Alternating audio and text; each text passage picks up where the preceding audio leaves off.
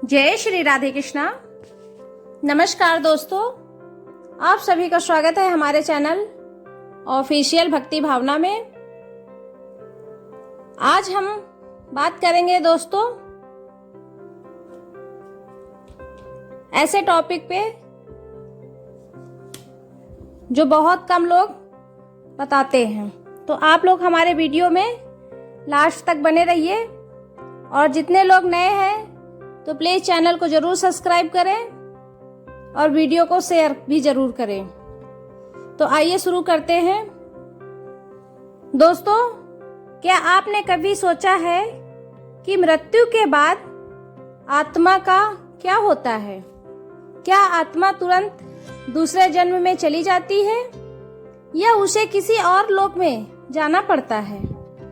मृत्यु के बाद आत्मा किन कठिन रास्तों से गुजरती है? इन सब के बारे में आइए हम लोग चर्चा करते हैं। इन सभी रहस्यमयी प्रश्नों का उत्तर हमें गरुड़ पुराण में मिलता है। आज की इस वीडियो में हम जानेंगे कि गरुड़ पुराण के अनुसार मृत्यु के बाद आत्मा की यात्रा कैसी होती है। तो वीडियो को अंत तक जरूर देखिए। मृत्यु के बाद तुरंत क्या होता है आत्मा का? गरुड़ पुराण के अनुसार जब किसी व्यक्ति की मृत्यु होती है तब उसका स्थूल शरीर यहीं पृथ्वी पर रह जाता है, लेकिन शरीर से अलग हो रही है आत्मा। मृत्यु के बाद कुछ समय तक आत्मा अपने परिवार और आसपास के लोगों को देख सकती है। वह अपने प्रियजनों को रोते हुए देखती है, लेकिन उनसे बात नहीं कर सकती। आत्मा को यह एहसास होने लगता है कि अब वह शरीर छोड़ चुकी है। यमदूतों का आगमन कैसे होता है?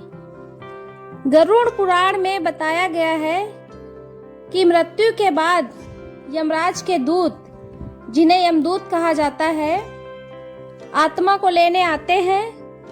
यदि व्यक्ति ने जीवन में अच्छे कर्म किए हो, भगवान का स्मरण किया हो और धर्म के मार्ग पर चला हो, तो यमदूत उसके साथ सम्मान पूर्वक व्यवहार करते हैं। लेकिन यदि व्यक्ति ने पाप कर्म किए हो, दूसरों को कष्ट दिया हो, छल कपट किया हो, तो यमदूत उसे कठोरता से अपने साथ ले जाते हैं।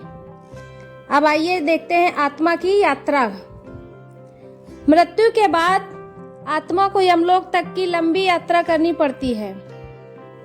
गरुड़ पुराण के अनुसार यह मार्ग बहुत कठिन और कष्टदायक होता है। रास्ते में तेज धूप, कांटे, आग और अनेक प्रकार की बाधाएं आती हैं। जिन लोगों ने पुष्प कर्म किए हैं उन्हें इस यात्रा में कम कष्ट होता है, जबकि पापी आत्माओं को अत्यंत दुख सहना पड़ता है। वैतरणी नदी का रहस्य बताते हैं। अब यमलोक जाने के मार्ग में एक भयानक नदी आती है जिसे वैतरणी नदी कहा जाता है। गरुड़ पुराण के अनुसार यह नदी रक्त, मांस और गंदगी से भरी हुई होती है।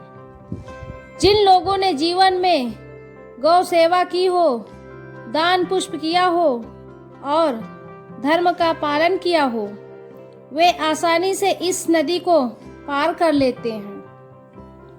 लेकिन पापी आत्माओं को इस नदी को पार करने में अत्यंत कष्ट उठाना पड़ता है। कर्मों का लेखा जोखा कैसे होता है, आइए इस पे भी जानते हैं। जब आत्मा यमलोक पहुंचती है तब उसके सभी कर्मों का हिसाब किया जाता है। यमराज के सचिव चित्रगुप्त हर व्यक्ति के अच्छे और बुरे कर्मों का पूरा लेखा जोखा रखते हैं। आत्मा के सामने उसके जीवन का हर कार्य प्रस्तुत किया जाता है। उसने कब किसकी सहायता की, कब किसी को दुख दिया, सब कुछ स्पष्ट हो जाता है। स्वर्ग और नर्क का निर्णय कैसे होता है, आइए इस पे भी जानते हैं। कर्मों के आधार पर यमराज निर्णय लेते हैं कि आत्मा को स्वर्ग मिलेगा या नरक। यदि व्यक्ति ने अधिक पुष्प किए हैं, सत्य का पालन किया है और दूसरों की भलाई की है, तो उसे स्वर्ग की प्राप्ति होती है। स्वर्ग में आत्मा को दिव्य सुख और आनंद प्राप्त होता है। लेकिन यदि व्यक्ति ने पाप किए हैं, दूसरों का शोषण किया है, झूठ बोला है या अधर्म का मार्ग अपनाया है, तो उसे नरक में अपने कर्मों का फल भोगना पड़ता है। नरक में मिलने वाली यातनाएं आइए इस पे जानते हैं। गरुड़ पुराण के हिसाब से गरुड़ पुराण में अनेक प्रकार के नरकों का वर्णन मिलता है। कहा गया है कि जो लोग झूठ बोलते हैं, चोरी करते हैं, निर्दोष लोगों को कष्ट देते हैं या माता पिता का अपमान करते हैं, उन्हें विभिन्न प्रकार की यातनाएं सहनी पड़ती हैं।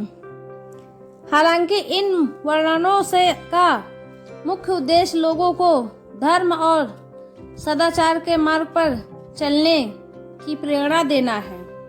क्या आत्मा को पुनर्जन्म मिलता है?